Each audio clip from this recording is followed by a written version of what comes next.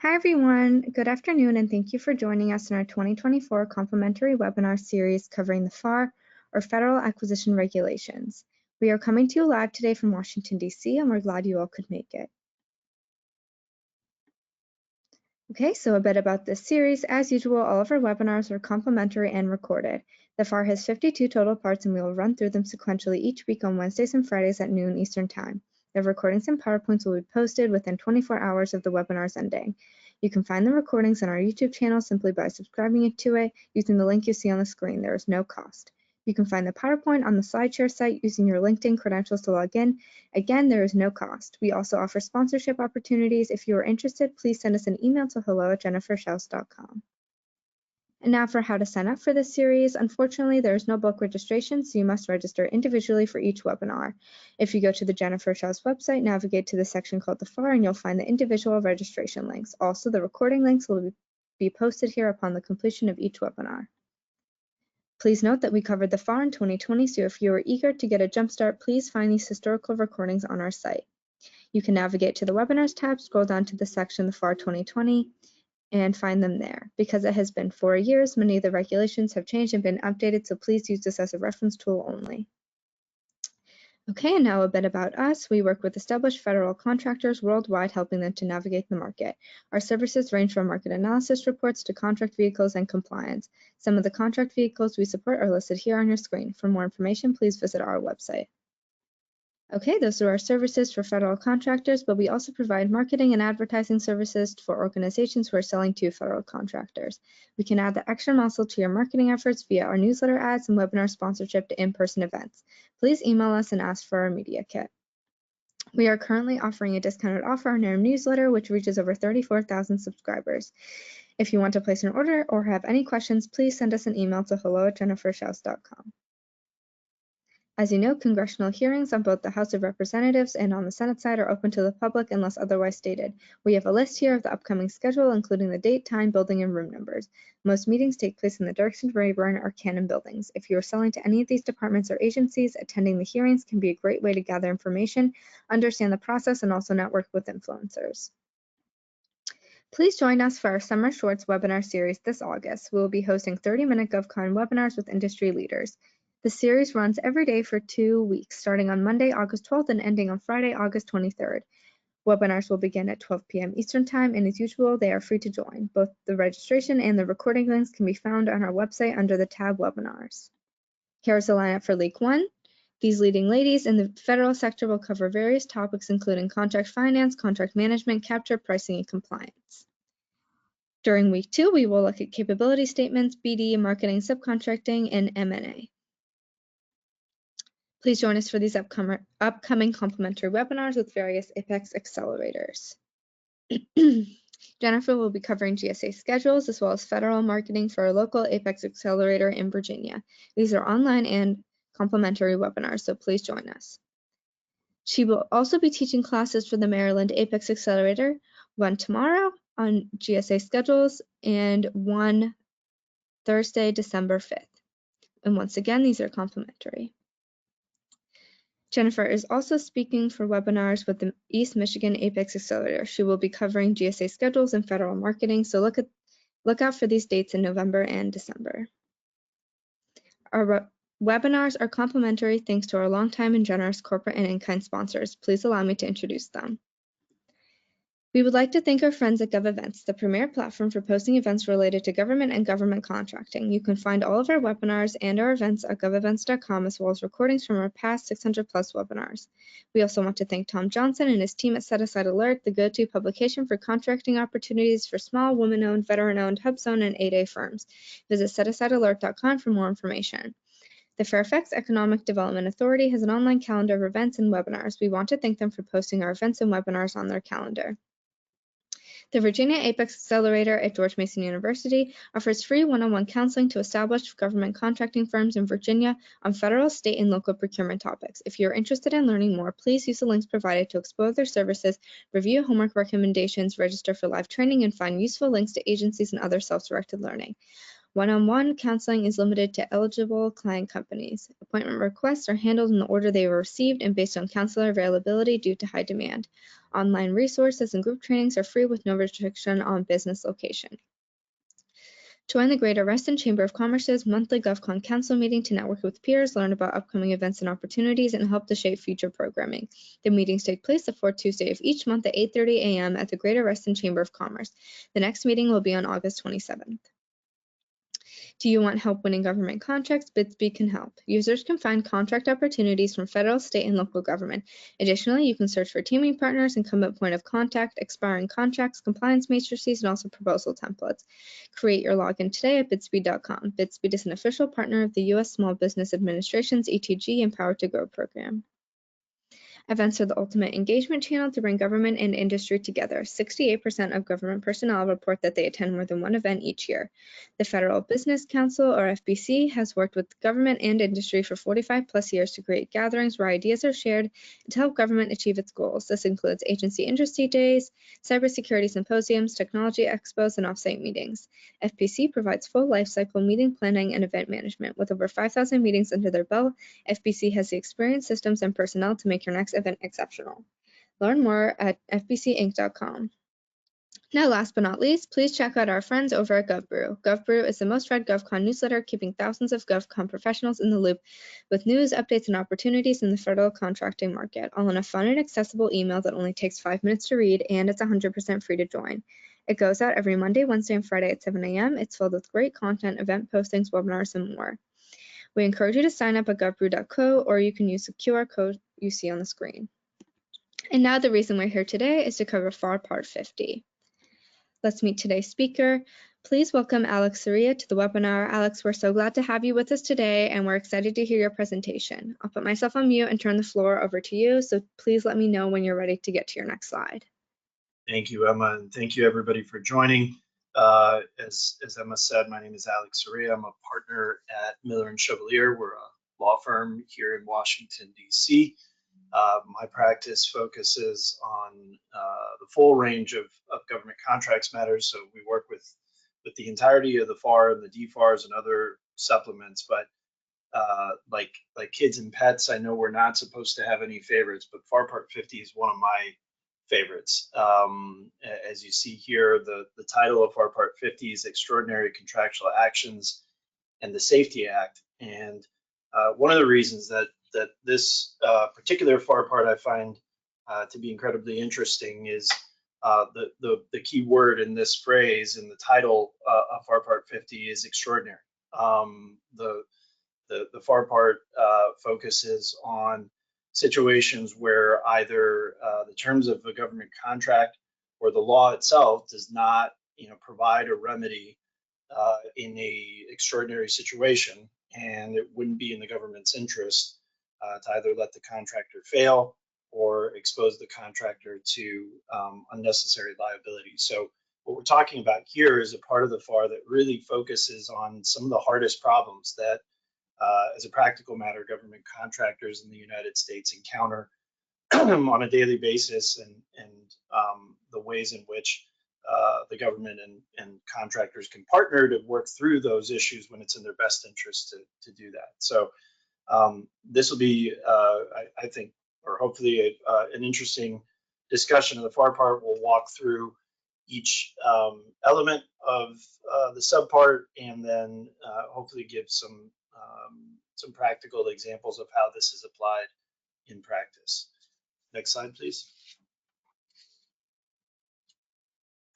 So when you crack open FAR Part 50, it's really broken down into two subparts. So subpart 50.1 is titled Extraordinary Contractual Actions, and then subpart 50.2 deals with the Safety Act, which is a post 9/11 federal statute that created a program within the Department of Homeland Security that we'll talk about in some detail later on. FAR 50.1 itself, lays out the policies and procedures for effectively entering into, amending, and modifying contracts to facilitate the national defense in extraordinary emergency situations. So there's really two parts to this, right? There's the ability of the government and a contractor to agree to changes to the terms of a contract if and when an extraordinary event materializes during performance. And the second part is the authority of the government to indemnify a contractor for nuclear and unusually hazardous risks that may arise during the performance of a contract. And we'll talk about how the government handles each of the procedures that apply to those two components of subpart 50.1. Next slide. So diving a bit deeper into FAR 50.1, extraordinary contract actions. As all authority does under the regulations in the FAR, this emanates from a statute authorized by Congress, and in this case, we're talking about Public Law 85-804. And in that statute, Congress empowered the president to authorize federal agencies to enter into, amend, and modify contracts, really without regard to other provisions of law, if doing those things would facilitate the national defense. And we'll talk about what that looks like in more detail in a second here. A number of agencies have Public Law 85-804 authority, so this subpart applies to DoD and all of its components, the Department of Homeland Security, NASA, GSA, and there are other civilian agencies, including HHS and others that have the ability to implement the procedures and actually exercise this authority that's delegated from Congress to the executive branch. So under FAR 50.1, the regulations authorize really three types of actions. So the first, which we'll focus the most on today because it's the most procedurally complex, I think, is agencies with this authority can make what are known as contract adjustments, effectively modifying contracts in ways to provide relief in a way that allows a contractor to work through a performance issue that often is not within the contractor's control, and at the same time allows the government to keep a contractor going that the government has deemed to be essential to the national defense, or keep a contract going that facilitates the national defense. The most, I think, recent example of agencies exercising this contract adjustment authority under 50.1, just to give everybody sort of a general sense of what we're talking about here, is the inflation crisis that we've faced here in the United States and globally over the last couple of years. That's getting better now, I think, as most people recognize, but there were a few years there, particularly during the pandemic, in which inflation and supply chain issues were really impacting government contractors and really impacting the economy as a whole. So if you take a step back, what was happening there in many instances is contractors, for example, would have a firm fixed price contract where they, under a firm fixed price contract, the contractor assumes the cost risk, meaning that the contract, if it turns out to be more expensive to perform, that's really up to the contractor to absorb that increased cost of performance. The firm fixed price stays the firm fixed price unless there's some basis to say that the government, for example, itself directed a change, or there's some other remedy granting provision in the contract, like an economic price adjustment clause. But all things being equal, where you might have looked to contract adjustment authority under a firm fixed price contract during the inflation crisis, is to say, hey, look, government, it's really nothing that you're doing, and it's really nothing that I'm doing that's causing my increased costs. It's just these supply chain issues and the cost of actually acquiring the material or the services, the labor that is required for me to actually execute this contract. It's really gotten so far out of control that I need some relief. I need the government to adjust my contract and exercise this authority to do that. The second option under FAR 50.1 for actions that the government can take to facilitate the national defense are advance payments. And so this goes to at least in my mind, goes primarily to a contractor's liquidity, right? Its ability to actually finance the performance of the contractor, finance its business operations, and thereby ensure successful performance. There are a lot of instances, for example, where contractors fall on hard times for one reason or another, and they can't borrow any more money from the bank, or because of some structural change in their corporate organization, their ability to provide guarantees or bonding for a particular project really go away or dry up. In that instance, the government can invoke this authority under 50.1 and provide a contractor up to $35 million in payments, subject to a number of limitations. One of those limitations I think is obvious is the government is never going to front more money to a contractor than the total value of the contract. That makes good sense, right? Because then you have the government in a position where it may ultimately need to claw back money. Again, this is another one of the tools that the government has at its disposal under 50.1. And the third tool is sort of a catch-all. It's known as sort of the residual powers authority under FAR Part 51, and this comes directly from 85804 itself. So under the residual powers, 85804 really says that an agency has the authority to provide relief under this section of the FAR so long as the action that it takes to provide that relief is not prohibited by law. And so you can conceive of the many different ways in which that can happen, right? Because not prohibited by law is gives an agency a lot of flexibility to come up with potential solutions to help save a program or help a contractor ensure successful performance of a particular contract. And it's under these residual powers where you get that indemnification authority that I mentioned earlier. So for those who are not familiar, the concept of indemnification is where one entity promises to pay for the liabilities of another entity if something goes wrong during performance. So a good example of that is where 85804 indemnity is available, for example, or has historically been made available, is in the case of contracts for rockets, right, where the contractor is asked to work with very high energy propellants and other dangerous materials that are sort of inherently risky, and the performance of the contract is itself inherently risky. The reason that the government might consider extending Public Law 85804 indemnification in those instances is that if the contractor was not, if the government essentially didn't promise to indemnify potential liabilities of the contractor in performing that work, say in the case of an explosion or an accident involving testing of a rocket that involves sort of those risky components of the propellant, for example, the contractor might not actually be willing to perform that contract. They might look at the risk and say, the juice is not worth the squeeze.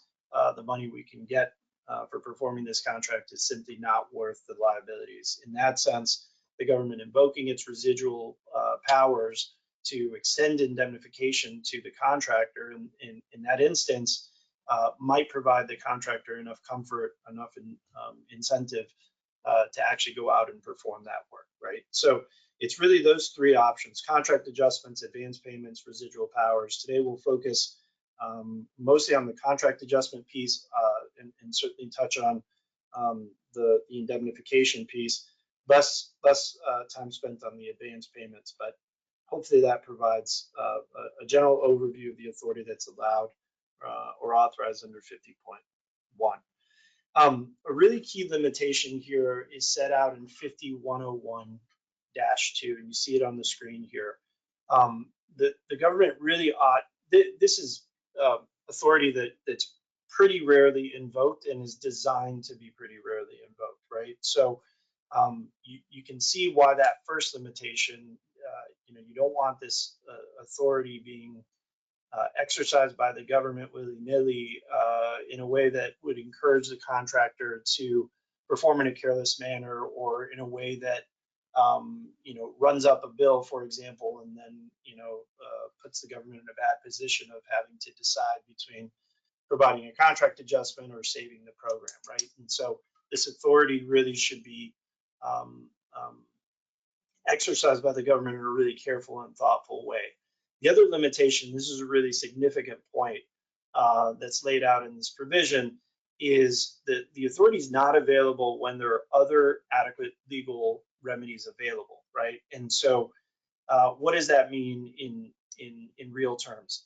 If a contract does in fact provide remedy granting provisions, say like a changes clause or an economic price adjustment clause, as I mentioned before, or where a contract, for example, say a cost reimbursement contract provides or requires the contractor to go out and get its own insurance for the performance of the contract, and the government is reimbursing the premiums for that insurance, and the potential liability really wouldn't in any scenario be reasonably expected to exceed the limits of that insurance should there be an accident that would otherwise be covered by 85804 indemnity.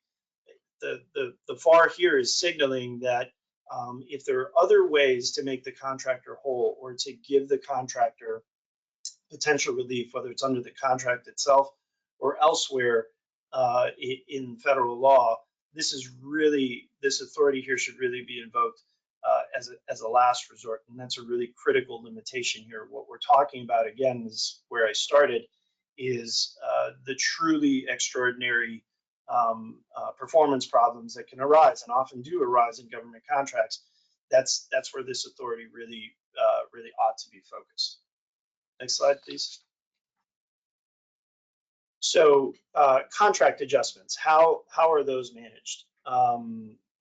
In the next slide, we'll talk about the process for a contractor preparing a contract adjustment request to the CO, but ultimately decisions on contract adjustments are made by contract adjustment boards that reside within individual agencies. So for example, if you are a government contractor performing work for the Army has itself has a contract adjustment board.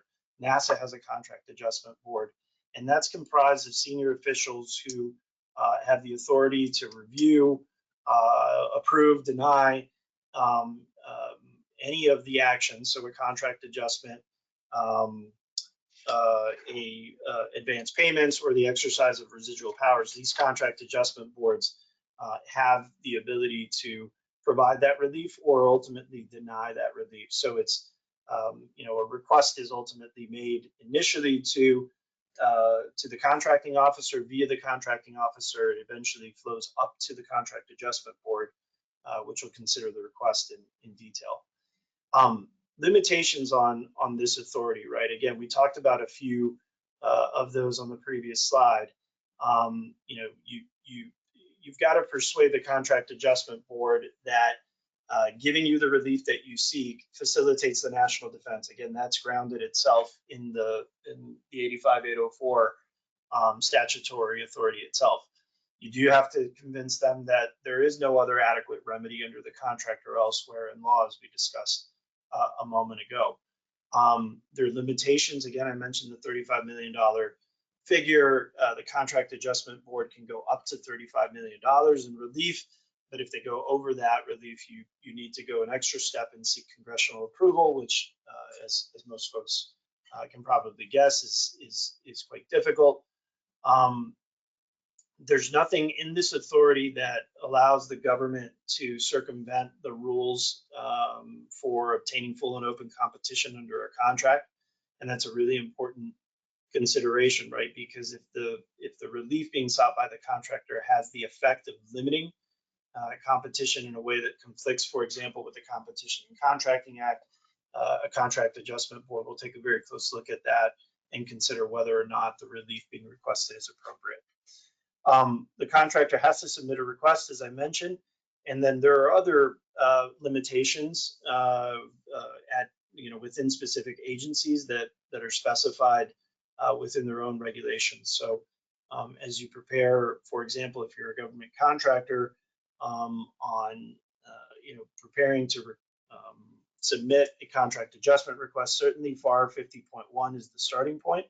And at the same time, if you're a contracting officer or a government official who's received one of these, 50.1 is going to be your starting point, but make sure that you are also checking agency supplements and any internal procedures that your agency may have that add requirements or change requirements that are stated in the FAR itself. Next slide. So within the category of contract adjustments, FAR 50.103-2 lays out the three types of contract adjustments that a government contractor can seek and that the government is authorized to provide. So the first categories of contract adjustments are amendments of the contract without consideration, meaning the government can essentially provide the contractor relief without the contractor providing anything in return. That's option one. Option two is there can be a contract adjustment to correct mistakes in the contract. Often you will have mutual mistakes just in the formation of the contract. Nobody notices until something goes wrong. And often those can lead to contract disputes under the Contract Disputes Act. But if it's not the type of mistake that can be corrected, say in a dispute, then the authority under FAR 50.1 allows for contract adjustments to correct those types of mistakes. And then the very last type of contract adjustment is formalizing informal commitments. So for example, where you have a government official who has the authority to direct a contractor to do something, but does so without, say, a formal modification, the contract adjustment authority here under FAR 50.1 allows the government to sort of essentially double back and memorialize that in the contract to formalize that informal commitment.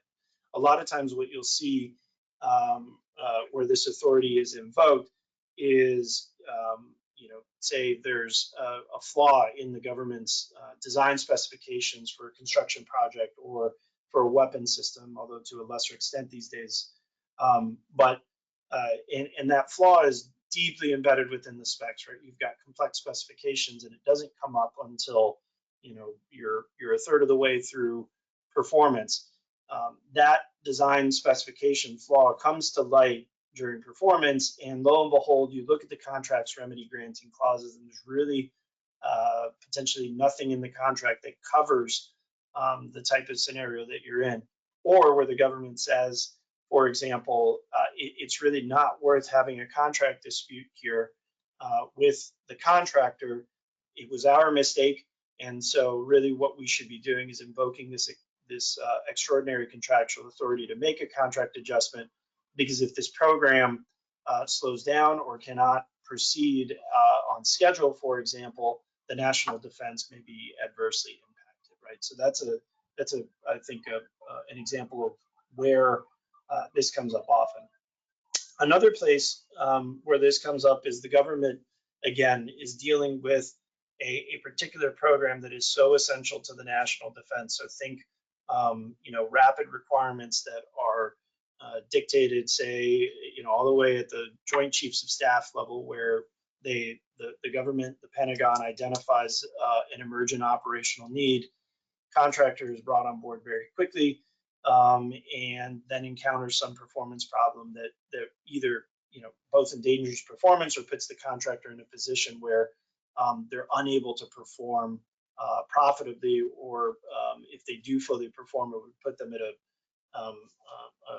pretty significant loss. In a case like that, the government can invoke this authority really on the notion that it is essential to protect the defense industrial base, right? To ensure that it has as many contractors available to it to perform requirements like that, those types of emergent, or highly technical defense requirements. They don't want to put one of the contractors that's available to do that type of specialized work in such a difficult position that they can't actually execute this contract, or may have their business impacted in a way that harms them for future potential opportunities. So those concerns, I think, are heightened these days because of all of the consolidation that you see in the defense industrial base. There's a lot of M&A activity in government contracting, as I'm sure most of the folks on the call know, and that consolidation has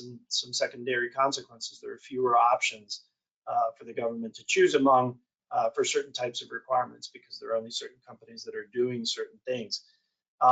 That, I think, concern is heightened, given just sort of the world we live in, right? The potential or the reality of great power competition for certain types of weapon systems, for example, has put the United States in a place where you see the Pentagon in particular thinking very hard about preserving the industrial base and, in fact, expanding it. This type of authority is one lever that the government has at its disposal to make sure that it can have as many options available to it should there be an emergency or something that threatens national defense. So we look at amendments without consideration. There's really three things that the government needs to consider and that a contractor needs to be able to demonstrate. So contract performance has to be essential to the national defense, as we've emphasized. The contractor needs to demonstrate that if there isn't an amendment to the contract of, say, a flawed specification or a particular contract provision, that the contractor will experience a loss under the contract, and the contractor's got to demonstrate that that loss would impair the contractor's quote-unquote productive ability, right? So its ability to perform the contract in a way that gives it all of the financial incentives of doing its very best, while at the same time ensuring that the government gets what it needs. Next slide. So in your request for contract adjustment, contractors, this is what you should be considering, and COs, this is what you should be looking for. So FAR 50.103-3 lays out the basic criteria for a request, which typically comes in the form of a letter to the contracting officer. The basics here, I think, are pretty straightforward, right? The contractor should identify the specific adjustment that it's requesting. It should lay out the essential facts. Those facts should be laid out in chronological fashion, which I think is sort of an interesting detail in the FAR itself. The government wants this to be straightforward. It wants to understand the story, right? It wants to understand how you got here so that it can evaluate with a clear view the merits of the request. Contractors got to engage in some advocacy here, right? So provide your conclusions as to why you think this contract adjustment is warranted, and the government's also going to look at sort of the overall status of the contract, right? The government wants to understand, again, kind of reaching back to really laying out the facts in a very clear chronological fashion. The government's going to want to understand that these performance problems are not something that was either within the contractor's control or the contractor's fault, right? Because contract adjustments shouldn't be made if a government contractor has sort of created the performance problem for which it's seeking relief. The government's also going to want to understand the status of any final payments. Okay, so where are we financially on this contract? Who owes, how much money does the government owe, if any, on the contract, and how would making the adjustment that the contractor seeks impact the ultimate price of the contract as originally conceived. If an adjustment's above the simplified acquisition threshold, the contractor's got to make a certification that the request is being made in good faith, and that the information it's submitting is accurate and complete. So, those types of certifications, you see them in lots of pockets of federal government contracting. This is another example where the contractor is being required to really think hard about the request it's making and make sure that it's presenting the information in a really straightforward way so that the government can consider it. Contracting officer, obviously has the right to request additional information. The way I think about this from a CO's perspective is you want to make sure that before you are recommending either approval or denial of a request for contract adjustment, that you've got all the facts, right? And you've got the evidence that is reasonably available. Ultimately, one of the keys here for the CO is to be able to articulate why a proposed contract adjustment is essential to the national defense. That is in many circumstances easier than it is in others. But having the information is really the first step to being able to make that case. Next slide. So how are these resolved? The request comes in and the approving authority ultimately issues a memorandum of decision, either approving or denying the request. That memorandum of decision contains basic information about the contractor, the contract, and then the rationale for the decision, the associated costs associated with the decision, say if an adjustment is being approved, for example, and then really a detailed justification for the decision itself, right? A statement that it's an authorized action that at the end of the day meets that national defense criteria that is so central to these types of requests. The provision at FAR 5103-7 requires the contract itself, in order to invoke this authority, at the end of the day, the contract needs to reflect that the amendment is being made pursuant to the authority in Public Law 85804, a short statement justifying the action in light of the circumstances, and then a short summary of the findings that led the government to conclude that the adjustment was really important to the national defense. Next slide. So that's contract adjustments, and really what is contemplated at in the first instance in FAR subpart 50.1. The second part of FAR 50.1 that I alluded to earlier is the indemnification authority under 85804. And so under this part of the statute and the regulations, the president has the power, and through delegated authority, federal agencies have the power to indemnify contractors for unusually hazardous or nuclear risks that can arise during the performance of a contract. So what is an unusually hazardous risk? Well, that's usually a risk that it's not specifically defined, and it really has been defined over the years through different examples, right? So it's largely an exercise in looking at analogous circumstances and figuring out, is this a situation where the government has applied or granted this indemnification to a contractor in like circumstances? But I think the key here are these two criteria that you see in the second bullet point. The first is, when you're trying to define or trying to think about, okay, is this an unusually hazardous risk? The question is,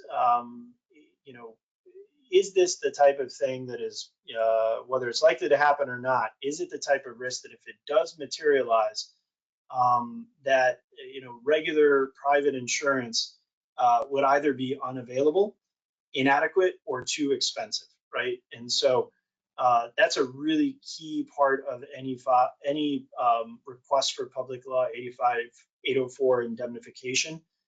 It's probably also the most overlooked aspect of 85804 requests, and that's insurance. Really being able to articulate for the government, here's the insurance that's available, here's the research or the legwork that we as a contractor did to try to pulse the insurance market and get a sense of what's available, and here's why that insurance is inadequate or prohibitively expensive, right? The second prong, again, kind of goes back to the point of the entire FAR part, right? The government has to get satisfied that granting indemnification to the contractor, even if there's this unusually hazardous risk, the government also has to get comfortable that providing that indemnification is going to facilitate the national defense. So you look to the nature of the program, you look to the national security or the national defense implications, of denying a request for indemnification from a contractor. Those types of factors are really controlling of that second part of the analysis.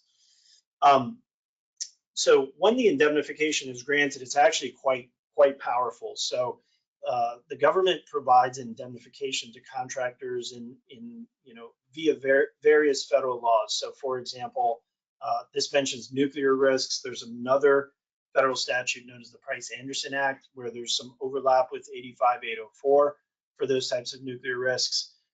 You see other examples where the government maybe isn't indemnifying in a strict sense, but is providing liability protection to contractors and other entities. The Safety Act, which we'll talk about in a few moments, is an example of that. But 85804 is sort of broadly recognized as being the mother of all indemnities because of its flexibility, just in terms of the types of risks that it can be used to cover and has been used to cover, but also because of the types of liabilities that the statute offers up the indemnity for. So when you're indemnified under 85804, you are going to be covered for a broad range of claims, for which includes third-party lawsuits. So if something goes wrong under a government contract, people are injured or property is damaged, contractor is sued. If the contractor has public law 85804 indemnity for that particular liability or risk, the contractor is indemnified by the government for death, personal injury, property damage, and any claims alleging negligence, wrongful acts, omissions, and even willful misconduct or lack of good faith. So it's a very, very powerful protection. You can have it, again, very difficult to get because this is deployed only in these extraordinary circumstances where you do have unusually hazardous or nuclear risks. But if you can get it, it's a really significant protection for a government contractor. Next slide. So what are the procedures here? Again, this follows a bit of a familiar path. Typically, when I've seen 85804, the parties are pretty conscious right at the outset of a government contract that the nature of the work is potentially going to present unusually hazardous or nuclear risks. And so one thing to look for as a government contractor or potential offeror in a contract that you think has these types of risks is you want to make sure that the FAR clause that incorporates or at least empowers the government in this particular instance to grant 85804 authority is incorporated into the solicitation. If it is, that's the government signaling to the potential offerors, yes, we see the unusually hazardous risks too. Should you think that the indemnity is really essential to your ability to perform this contract or even submit a proposal for this contract, that the presence of that FAR clause, FAR 52-250-1, really tells you that the government is thinking along the same lines. If the clause is not incorporated in the contract, then there's obviously an opportunity as an offeror to propose its inclusion, and even after award, right?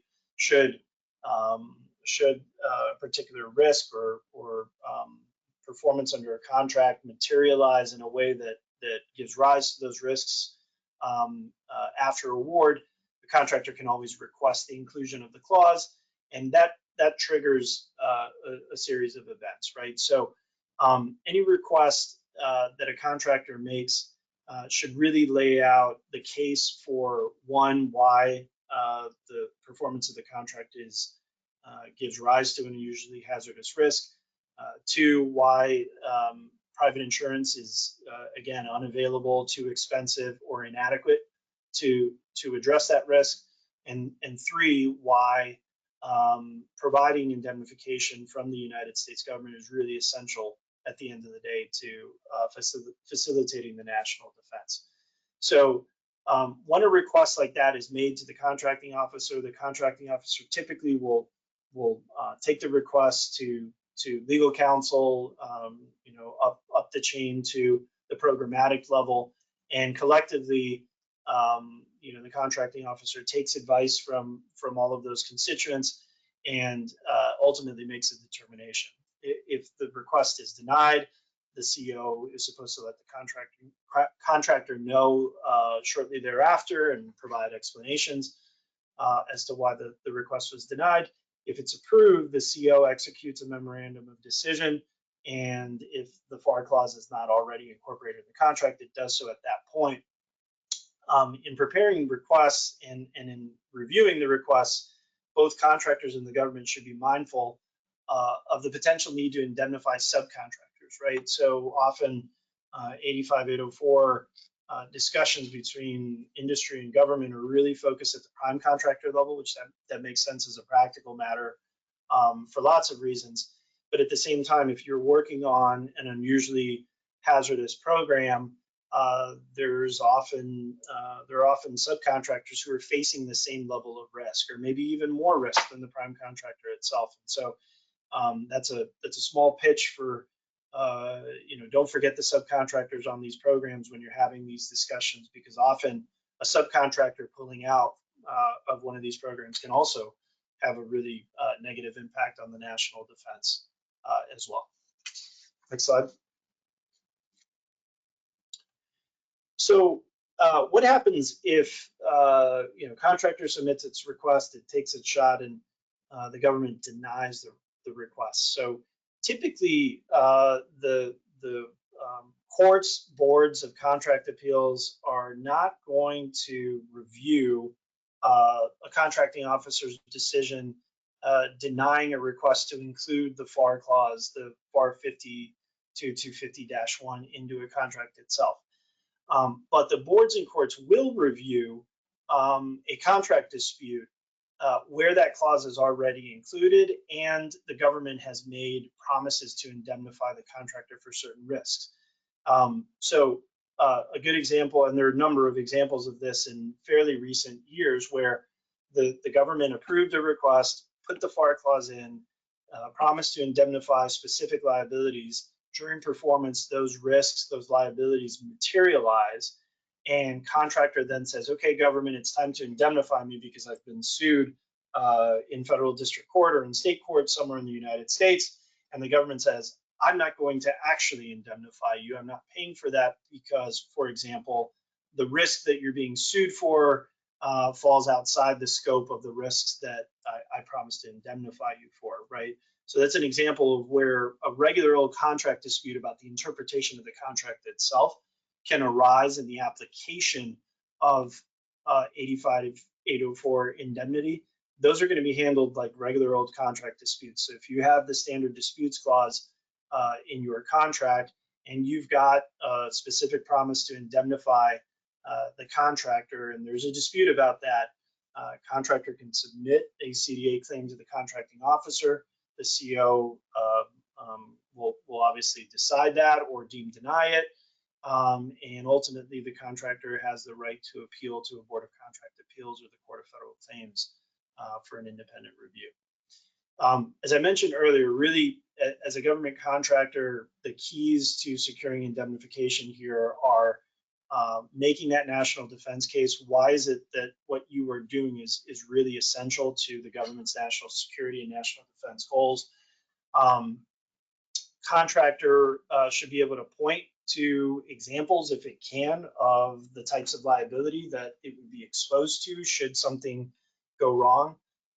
For example, other programs where there have been missiles that have gone off track, or other programs where people have been injured working with certain types of dangerous materials. Those are the types of facts that a contractor should really try to marshal in their request in the first instance, because it really shows the government, hey, we're not just sort of theorizing that something can go wrong. This is the type of thing that has gone wrong before. And then the last point, again, just to emphasize, I think the most overlooked part of 85804 request is insurance. A lot of times contractors will mail this part in and simply say, well, we've looked at our insurance policies and it doesn't look like those insurance policies would cover the types of potential liabilities that we're worried about. That's obviously a good starting point, but what we typically will counsel our clients to do is to really go beyond that, right? Do some market research, pick up the phone, if you have an insurance broker, have your insurance broker come pick up the phone and really pulse the insurance market in a way that can help persuade the government that, again, just going the private insurance route and having the government reimburse your premiums at the end of the day is not going to be an adequate solution. Next slide.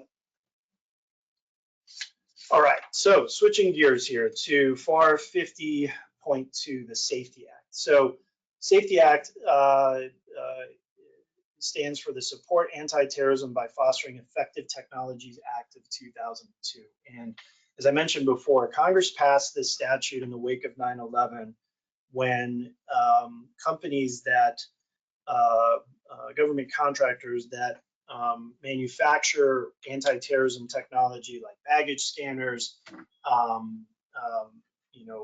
bomb detection technologies became very, very weary of their ability to privately insure against the risk that if their technology, say, failed to detect or identify a potential threat and then people were injured, the concern among industry at that time, understandably post 9/11, was that a lot of these companies would face insurmountable third-party liability, right? That they would be sued by private actors or property owners who would say, if your baggage scanner had worked as designed, I would not have been injured. And so it was really that concern from industry. You were living at a time post 9/11 where terrorism insurance, which is a commercial insurance product that exists today, was really very quickly dried up, right? The insurance companies also pulled up the ladder and said, this is a very risky endeavor, again, understandably, because we've never seen anything like what happened on 9/11 here in the United States. So the purpose of this statute is really straightforward, right? The idea is to encourage the development and use of anti-terrorism technology, and then provide some really meaningful tools for providers of anti-terrorism technology to manage litigation risk, manage liability risk, should a negative event happen, and should a lawsuit come blaming the manufacturer or the provider of the anti-terrorism technology for what happened. The Safety Act creates liability limitations for those claims. So claims arising out of or relating to or resulting from, very broad. In active terrorism is itself very broadly defined, although it does need to be declared by the Department of Homeland Security as such. And it would apply where a qualified anti-terrorism technology has been deployed, right? So in active terrorism, at a location where, for example, those baggage scanners were deployed, for example, should that result in a lawsuit against the baggage scanner, and that active terrorism is declared by DHS as an active terrorism, then the Safety Act kicks in, and the government contractor or the company that makes the baggage scanner has the ability to invoke the protections of the act itself. So that may leave us wondering, okay, what is an anti-terrorism technology? And it's very, very broad, right? So I've focused on baggage scanners, but it includes services. It can include not only things that services and goods that a company provides itself, but also can include internal security programs. So Safety Act coverage is available, for example, to NFL stadiums, NBA arenas. It's deployed at public utilities, right? So lots of different companies, not just government contractors, can take advantage of this program. We'll talk in a moment here about how the program operates in practice. Next slide. So for government contractors, FAR 50.2 implements the Safety Act liability protections, again, to help the government itself, when it's operating in its contracting capacity, take advantage of these protections. And so the contractors in this context are under the Safety Act referred to as sellers, and that's any person, firm, or entity that provides qualified anti-terrorism technology to customers. A really important feature here of the Safety Act is that the liability protections extend not only to the sellers themselves, the companies that produce the anti-terrorism technology, but also to users. So say you're an NFL stadium, for example, that deploys a baggage scanner. The Safety Act protections provided to that baggage scanner also extend to the NFL stadium that is using it, right? And so that's a really powerful protection, because the idea is that it provides both upstream and downstream liability protection to industry. Next slide. So there's two levels of liability protection. The first is designation, and that's the lower form of Safety Act liability protection, but it's a very, very powerful form of liability protection. The key feature of designation award is that a contractor's or a company's liability in any covered lawsuit is going to be capped at the limits of its terrorism insurance policies, right? So let's say you have $200 million in terrorism insurance, but you're sued for $500 million of potential liability to third parties. If you have designation and it applies in a given lawsuit, your liability is capped at the limits of your insurance policies. There is a developmental test and evaluation designation, which is for newer prototype technologies, and then there's full designation. That's reserved for technologies that have a proven track record of effectiveness. The highest form of Safety Act coverage is referred to as certification, and that includes the designation protection, so cap liability at the limits of your terrorism insurance policies, but it also essentially extends by statute the government contractor defense to the seller. And what that means is that under the Safety Act, a company that has certification has a presumption of immunity from suit in the first instance, if and when it is sued for alleged negligence, for example, arising out of an act of terrorism. So the way that works in practice is, this lawsuit is filed, contractor or company that has certification would move to dismiss, and the only way to overcome the presumption of immunity from suit is for the plaintiff to show that the defendant, the contractor or the seller of the anti-terrorism technology, effectively committed fraud in the process. So that's a good point where we should probably talk about what is the process. So we'll go to the next slide. So the way that this program operates in practice is if you think you have an effective anti-terrorism technology, you go into the Department of Homeland Security, and there's an Office of Safety Act Implementation that is sort of the conduit for these applications. And the Department of Homeland Security will review the technology, review efficacy data, review information about where and how your technology is deployed, and really evaluate it from the government's perspective to determine how effective it is against potential acts of terrorism. And so the levels of coverage that are granted to a contractor are really pegged to DHS's view on efficacy, on effectiveness of the technology. So if you're at the developmental and test designation, the government sees your technology as promising, but they need more proof because it's probably a newer technology that it is effective against anti-terrorism, against potential acts of terrorism. Under designation, that's reserved for technologies that have a proven effectiveness record and data to back that up, with some confidence that it can be carried out over time. And the certification, really the distinction, the distinguishing factor between certification and designation is certification is really going to be reserved for those technologies that have a really extensive proven track record of effectiveness. That translates into liability protection for a set period of time, and as you can see on the slide, that protection potentially increases over time the more you're able to demonstrate that your technology is effective. Next slide, please. We've covered this. I think we can jump because I know we're jump to the next slide because I know we're running low on time here. I do want to talk about how this is actually implemented in the context of government procurement. So Emma, if you could go to the next one, please.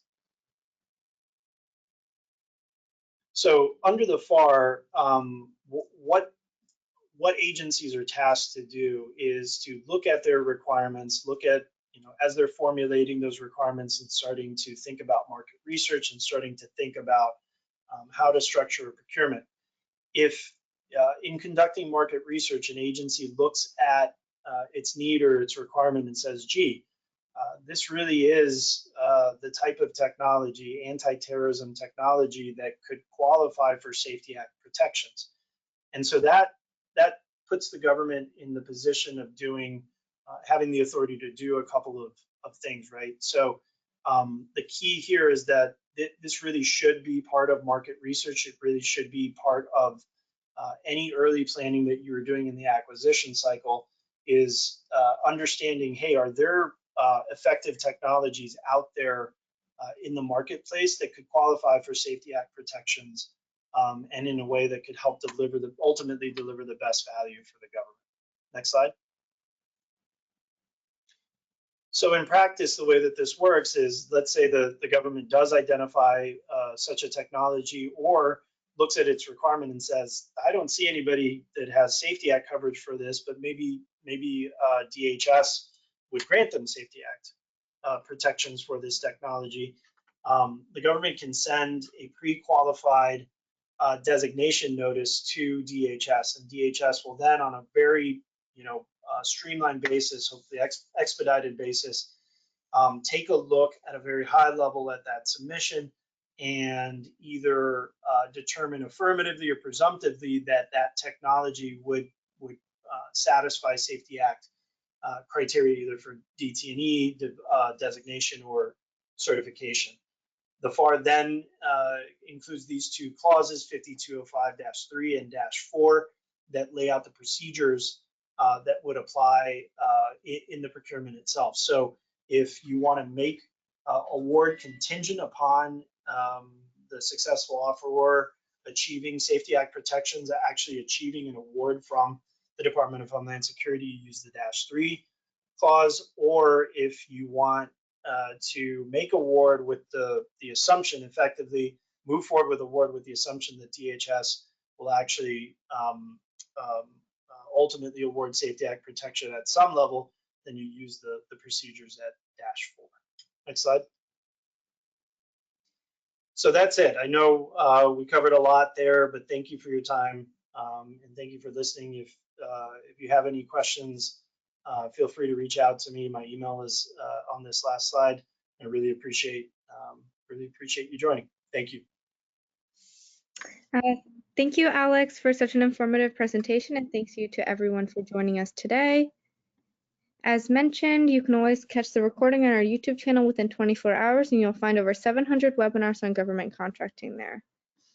That's it for today's webinar. Thank you to everyone who joined us, and thank you to Alex.